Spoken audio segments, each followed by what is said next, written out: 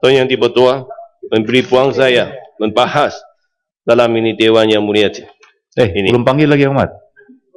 Saya tak panggil lagi. Baik, sendakan. Yang Ahmad sendakan. Semangat tu. Okey. Ya, sendakan dah panggil. Terima kasih. Tuan Yang Dipertua, terima kasih memberi peluang saya membahas dalam ini Dewan Yang Mulia ini. Tuan Yang Dipertua, Malaysia sudah berumur 50 tahun. Apabila Sabah setuju mendubuhkan Malaysia, tujuan bukan untuk menjadi fixed deposit Barisan Nasional, tetapi untuk pembangunan. Pada 16 Januari 1962, Copper Commission telah ditubuhkan. Tugas Bersuruhanjaya ini adalah untuk meninjau pandangan rakyat di North Borneo, iaitu Sabah dan Sarawak. Kerajaan Persekutuan Malaya telah menantik Datuk Wong Pawi dan Encik Muhammad Ghazali bin Shafi sebagai wakilnya dalam Copper Commission. Daripada pandangan mereka yang bercatah dalam laporan Copper Commission, kita boleh mendapati bahawa kerajaan Malaya pada ketika itu faham dengan jelasnya apakah sebab-sebab utama anak-anak negeri Sabah menyokong penubuhan Malaysia. Izinkan saya petik daripada laporan Copper Commissioner, Chapter 4, Section C yang bertajuk Recommendation made by Datuk Wong Pawi dan Encik Muhammad Ghazali bin Shafi.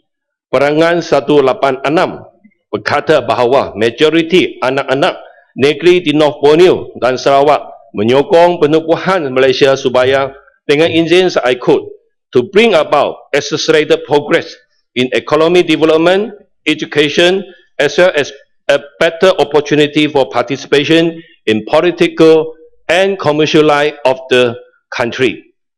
Ini bermakna wakil-wakil kerajaan Malaya tersebut pun faham bahawa tujuan utama anak-anak negeri di Sabah dan adalah untuk mencapai pembangunan ekonomi, pendidikan dan sebagainya. Di peringkat 221, wakil-wakil Malaya kemudian berkata begitu. Great expectation has been engendered among the rural population by the publicity given to the rural development in Malaya through sponsor visit to Malaya and otherwise.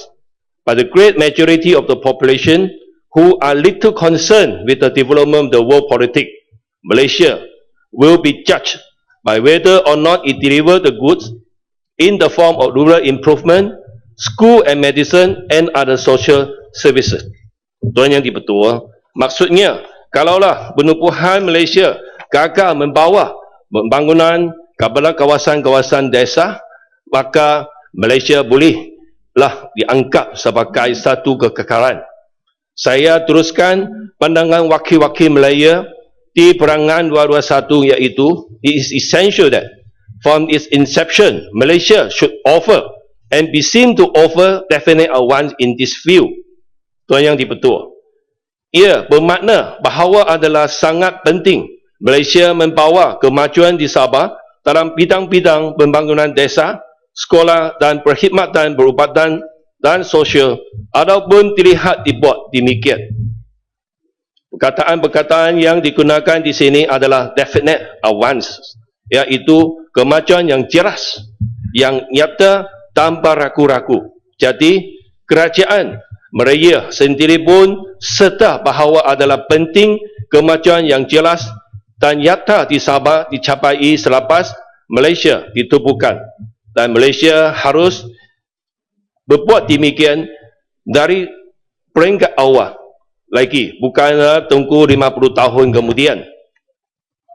Tetapi malangnya selepas 50 tahun Malaysia ditubuhkan, Sabah sudah menjadi fixed deposit Barisan Nasional dan negeri yang paling miskin di Malaysia. Kebanyakan kawasan bandar, ruang bandar dan desa masih mutu. Contohnya di Kampung Samarata Laut, Kota Marutu, Sabah. Sempurna kempen impian Sabah oleh DAP dan Pakatan Rakyat, kami telah mendapati bahawa sampai hari ini Kampung Samarata Laut tidak ada penggalan elektrik dan air bersih selepas 50 tahun Tuan Yang di-Pertua, 50 tahun untuk maklum semua, daerah ini berada di dalam kawasan Menteri Tenaga Teknologi Hijau dan Air. Tetapi ironiknya, daerah ini masih tidak ada penggalan elektrik dan air bersih. Ini sangat mengecewakan. Lagipun, tak ada jalan raya untuk yang selamat untuk masuk ke daerah ini. Hanya jalan untuk lumpahan safari sahaja. Penduduk juga terpaksa menggunakan perahu untuk melintas sungai. Cara pengangkutan ini sangat bahaya. Di Kampung Banggi Separat, Tenggam, Sabah, daerah ini ada lebih daripada 1,000 orang penduduk. Tetapi sehingga hari ini tidak ada satu klinik pun. Saya hairan mengapa klinik satu Malaysia tidak ditutup di sana. Kalau ini pun tidak ditutup, mana yang lagi? Lagipun tak ada jalan raya untuk pergi ke daerah ini. Penduduk hanya boleh menggunakan kereta api. Tetapi masalahnya, kereta api hanya datang maksimum 2 kali sehari dan selalu rosak. Apabila kereta api rosak, langsung tidak dapat keluar dari daerah ini. Jadi, jika berlaku sebarang kecemasan, hendak pergi ke Pekang yang paling dekat ialah Tenggam, maka penduduk terpaksa menggunakan trolley train, iaitu tolak trolley sendiri naik turun bukit selama beberapa jam.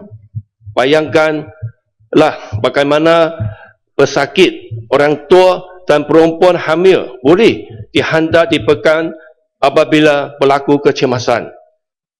Itu hanyalah 2 contoh sahaja, tetapi memang contoh-contoh yang sedih. Banyak lagi tempat penteraman di Sabah yang lebih dulu lagi di sini. Banyak lagi murid kami yang masih terpaksa berjalan lagi jauh untuk pergi ke sekolah. Hari itu, Yang Berhormat Sepitan pun sebut, sekolah-sekolah di tanah pun sampai dipakai, dibina oleh ini atap dan kayu saja. Dan serapat, tidak ada jalan, tidak ada air bersih, tidak ada penggalan air. Jadi, bagaimana 50 tahun masih keadaan begitu mudah? Kita susah mau cerita. Yang Tuan Yang di-Pertua, keadalan jelas membuktikan bahawa Kerajaan Persekutuan Malaysia telah mungkin janji mereka terhadap rakyat Sabah. Adakah Barisan Nasional sudah lupa apakah tujuan menubuhkan Malaysia? Bukan sahaja di desa, di kawasan bandar yang begitu juga, termasuk Sandakan, Batu Sapi, Riparan dan Tawau. Kemudahan-kemudahan awal masih jauh ditinggalan zaman jika berbanding dengan Semenanjung. Jalan raya di bandar kami masih sempit dan sentiasa rosak. Tak ada lebuh raya di antara bandar.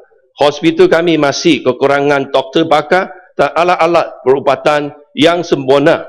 Rakyat Sabah masih miskin. Pada waktu yang sama, lebih kurang 40% plutonium yang dihasilkan di Malaysia berasal dari Sabah. Tetapi Sabah boleh jadi negeri yang paling miskin dan mutu di Malaysia. Ini sangat pelik.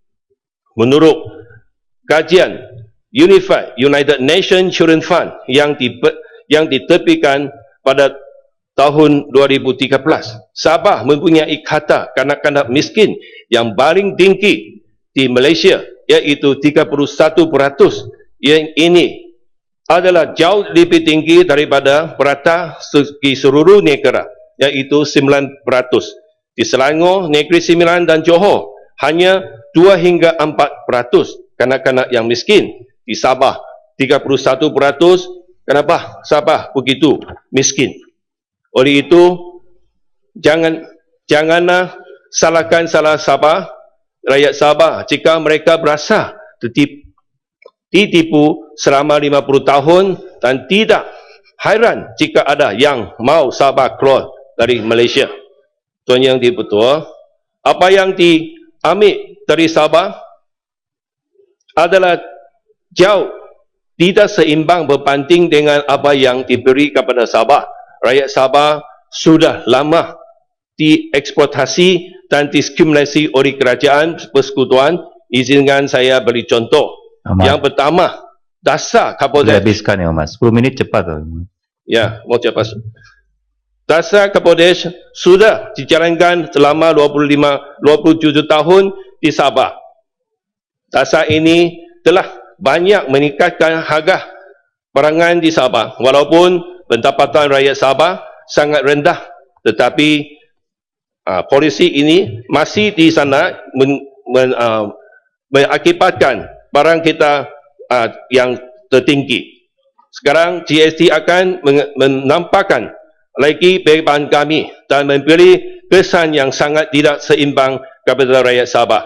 Masalah gangguan pangkalan elektrik di Sabah pun di Sabah di sini setiap 1 tahun kita punya subsidi yang 500 lebih minit, tetapi berbanding dengan Semenanjung 60 minit, tetapi yang tarif yang beringkat Sabah yang tertinggi setiap kali.